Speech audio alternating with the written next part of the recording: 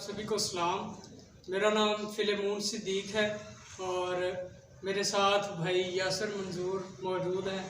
हम आपको वेलकम करते हैं।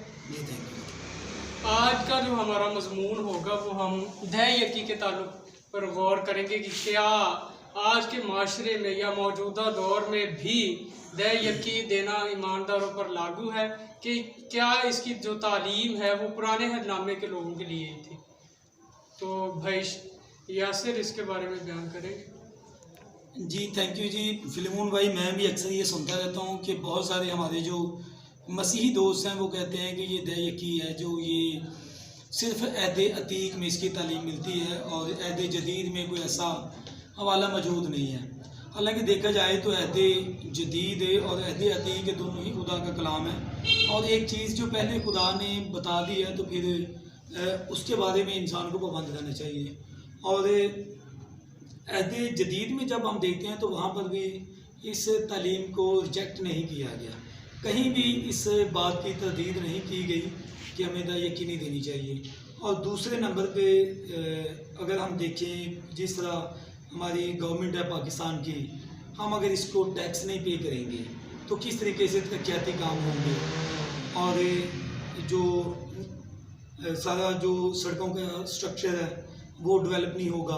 और इसके अलावा जो हमारे स्कूल हैं और कॉलेजेस हैं वहाँ पर तालीम है जो उसका जो सिस्टम है वो कंटिन्यू नहीं होगा। इस तरीके से जो ये सारे का दारोमदार है वो जो है आवाम के टैक्स कलेक्शन पे, तो जो खुदा का काम है उस पर भी ये फार्मूला ये अप्लाई होता है कि जब हम खुदा के लिए कुछ अपना पैसा खर्च करेंगे तो फिर खुदा की खिदमत के काम होंगे और कलीसिया की तरक्की के काम होंगे। तो इसलिए हमें ये देनी चाहिए दह यकी। और इसके मुतल्लिक़ बहुत से हवाला जात मिलते हैं, जिस तरह अबाद 27 बाब में हम पढ़ते हैं उसकी 30 आयत से आगे हम पढ़ें तो वहाँ पर इसके बारे में बड़ी डिटेल के साथ लिखा गया, गिनती में इसका तज़किरा किया गया, मलाकी 3 बाब में इसका जिक्र हमें मिल जाता है। और इसके अलावा दीगर हवाला जात मौजूद हैं। और इसी तरह जब पहला कुरिन्थियों 16 बाब की 2 और 3 आयत में हम पढ़ते हैं तो वहाँ पर भी पौलुस रसूल यही तालीम हमें देते हैं कि जो दह यकी है उसका जिक्र नहीं किया, बल्कि वो जो आमदन के मुताबिक, तो आमदन के मुताबिक तो फार्मूला पहले में अहद अतीक में मिल जाता है, तो उसी फार्मूले के तहत ही हमें देना चाहिए, ये तालीम मिलती है। और एक और मैं आपके सामने एक रेफरेंस पेश करूँगा जो मत्ती की इंजील में 23 बाब है, जो वहाँ पर खुदावंद मसीह ने जो रियाकारी के काम उनकी मजम्मत की है। तो ये बात इसमें शामिल है कि जब 23 बाब की 23 आयत पढ़ते हैं तो वहाँ पर खुदावंद मसीह ने कहा कि तुम ज़ीरा और सौंफ और दीगर चीज़ों पर तो दह यकी देते हो, लेकिन जो बाकी बातें वो छोड़ दी हैं। ज़रूरी था कि वो भी करते और इसे भी ना छोड़ते, यानी कि दह यकी जो आप दे रहे हैं उसे आप छोड़ते ना, तो इसको रिजेक्ट नहीं किया गया, यानी कि ये कंटिन्यू है, ये हमें देनी चाहिए। ये बाज़ लोग सवाल ये रखते हैं कि नए नामे में इसका कोई हवाला जो वाज़ेह है वो नहीं मिलता। वो कहते हैं कि खुदा खुशी से देने वाले को अजीज़ रखता है, तो इसकी तालीमात ज़्यादा दी जाती हैं कि सिर्फ़ और सिर्फ खुशी से दें, चाहे आप 10वें हिस्से से ज़्यादा दे दें या कम दे दें। लेकिन पुराने हदनामे में जो हवाले जात है वो बिल्कुल वाज़ेह है कि दह यकी देना लागू है। इसराइल कौम पर तो ये लागू था ही। तो आज के दौर में अगर हम ऐसे लोगों को बताना चाहें कि सिर्फ़ और सिर्फ खुशी का ताल्लुक दह यकी देने के साथ ही नहीं है, तो जी बिल्कुल, मैं इसको इस तरीके से डिफाइन करूँगा कि वो अक्सर ये रेफरेंस देते हैं कि उस जो बेवा औरत का कि उसने जी वो 1 दमड़ी 2 दमड़ी उसने डाली थी, तो वो तो एक बिल्कुल हकीर सा हदिया था। तो इस तरीके से अगर हम खुशी के साथ दे दें खुदा के लिए थोड़ी सी रकम, तो इस तरीके से हकीर सा नजराना भी पेश कर दें तो वो भी काबिल कबूल होते हैं। इसमें कोई शक नहीं है कि हकीर सा नजराना भी खुदा पे को अगर खुशी से दिया जाए वो कबूल करता है। लेकिन हम इस दह यकी की तालीम को इस तरीके से नहीं लेते कि जिस तरह बनी इसराइल पे ये लागू था कि वो अगर नहीं देंगे तो उनके लिए वो जो लानती थी या सज़ा थी, वो हम देते हैं खुदा की मोहब्बत में। और अगर 10वां हिस्सा है तो खुदा ने हमें सब कुछ दिया है ना, तो हमें फिर वो देना चाहिए और खुशी के साथ ही। तो हमारे अंदर ये कोई डर खौफ नहीं होता कि हम अगर ना देंगे तो हमारा जो कारोबार है उसमें खुदा इतना ज़ालिम है कि वो हमारे कारोबार में कुछ रुकावटें पैदा कर देगा, वो कंटिन्यू नहीं हो सके, या हमारी आमदन है जो उसमें फ़र्क पड़ जाएगा, या हम 10वां हिस्सा नहीं देंगे तो हमारे घर में बीमारियां आ जाएंगी, या हमारे पैसे फजूल में खर्च हो जाएंगे। तो ऐसी तालीम नहीं हमें मिलती। हम बतौर मसीही 10वां हिस्सा खुशी के साथ ही देते हैं, खुदा की मोहब्बत के साथ ही देते हैं कि खुदा ने हम पे इतनी मेहरबानियाँ की हैं, तो इसलिए हमें खुशी के साथ ये देना चाहिए। इसमें खुदा की मोहब्बत है कि खुदा ने सब कुछ हमारे लिए किया। जी बिल्कुल। हाँ जी। तो भाई यासर जिस तरह से बयान कर रहे थे कि हम जो दह यकी देते हैं या इससे ज़्यादा भी अगर दे दें तो इसमें कोई हर्ज नहीं है, मतलब ये है कि हम खुदा की मोहब्बत में दें। तो आज अगर आप चाहें तो दह यकी भी आप दे सकते हैं। इसका ये नहीं है कि पुराने अहदनामे के लोगों पर यानी बनी इसराइल पर ही ये लागू था, बल्कि आज भी अगर आप देना चाहें तो खुशी से खुदा के हुजूर में लाएं। अगर आप दिल में कोई ऐसी बात है और खुशी नहीं है तो खुदा की हुजूरी में लेकर आते हैं तो उसका कोई फ़ायदा नहीं होगा, खुदा बरकत नहीं देगा।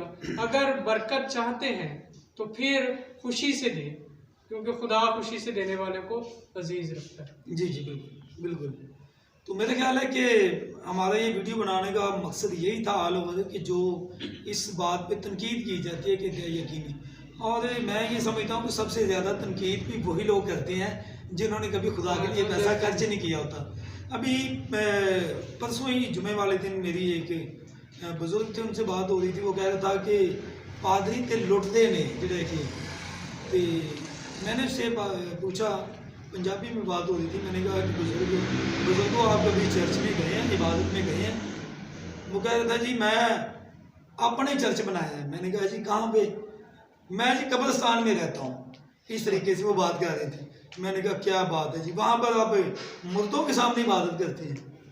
तो फिर मैंने उसकी जो ना उसको समझाया, तनकीद भी उस पर की। मैंने कहा कि ऐसा नहीं है मामला, कभी आपने मेरा नहीं जाल के 10 रुपये हथिया भी डाला। तो ऐसे बहुत से लोग हैं, और अगर माशरे में उनकी ज़िंदगी देखें तो वो 200-250 के पान तो खा लेंगे, लेकिन खुदा के काम के लिए वो 100 रुपया भी खर्च नहीं करेंगे। या सिगरेट का पैकेट है तो वो 100-150 को वो एक दिन में 24 घंटों में पी लेंगे, लेकिन वो खुदा के काम के लिए 50 रुपये भी खर्च करना पसंद नहीं करते। तो ऐसी तालीम नहीं हमें मिलती कि हम खुदा को बड़ा ज़ालिम पेश करें कि जिसको दें। और इसमें पादरी साहब हैं जो, उसका भी हक बनता है कि वो अपनी ज़रूरियात के लिए भी उसमें से पैसा इस्तेमाल करे, लेकिन खुदा के जो काम के लिए भी और चर्च बिल्डिंग के लिए भी उसको इस्तेमाल किया जाना चाहिए। और इसके अलावा जो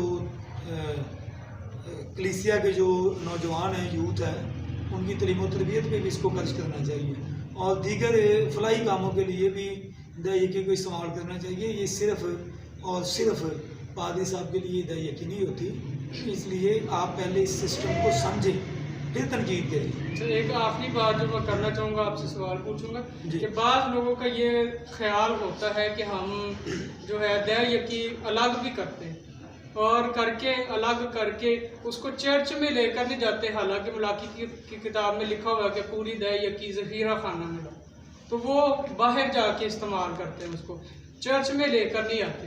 तो इस तरह के लोगों के ताल्लुक से अगर कोई आप पैगाम देना चाहते हैं। जी बिल्कुल, मैं भी यही समझता हूँ कि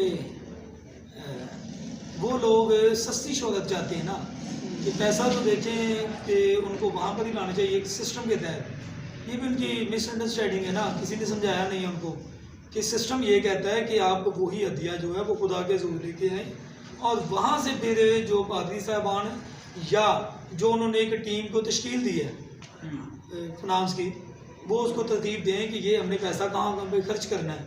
तो अगर इस तरीके से होगा तो वो सारा क्रेडिट और सारा जो जलाल है वो खुदा के नाम को जाएगा और एक चर्च को जाएगा। लेकिन अगर वो अपने तौर पे करेंगे तो उनकी वाह वाह होगी कि क्या बात है जी, देखें अभी फिलेमोन भाई ने ये 10,000 रुपया जो है वो यहाँ पर खर्च कर दिया फलाई कामों पे। तो ऐसा नहीं करना चाहिए, अपने नाम का नहीं होना चाहिए, बल्कि खुदा ने जब खुदा मसीह तालीम दे दी थी ना पहाड़ी बास में, जब हम देखते हैं खुतबातुल जबल में मत्ती 5 से 7 अबवाब में हम पढ़ते हैं, तो वहाँ पर लिखा है कि इस तरीके से नहीं हमें खैरात करनी चाहिए बल्कि पोशीदगी में देना चाहिए। तो पोशीदगी यही है कि हम चर्च में लेके आएँ और वहाँ से ही जो है वो खर्च किया जाए। मैं एक बात करूँगा, खैरात और दया यकीन में कुछ फ़र्क है। अगर हम ये चाहते हैं कि हम दूसरों को दें तो उसको खैरात समझ के दें, लेकिन अगर दया यकी का ताल्लुक है तो वो सिर्फ़ और सिर्फ हम चर्च में लाएं ताकि यहाँ से जो है वो खैराती काम भी किए जा सके। अगर ज़ाती तौर पर खैरात करना चाहते हैं तो उसका दया यकी के साथ ताल्लुक जोड़ना वो मुनासिब नहीं है। जी बिल्कुल, वो इससे अलहदा है, दया यकी इससे अलहदा है। हाँ, और दया कि वो जो देनी चाहिए, और इसके लिए मैंने रेफरेंस बयान कर दिया कि खुदावंद मसीह ने इसकी तरदीद नहीं की और पौलुस रसूल ने कहा कि अपनी आमदनी के मुताबिक। तो ये मत्ती 23 का हवाला और जो ग्रंथियों पहला खत है उसके 16 की 2-3 आयात में ये मिल जाएगा, तो वहाँ पर भी हमें वाज़ेह तालीम मिल जाती है, ऐसा मामला नहीं है।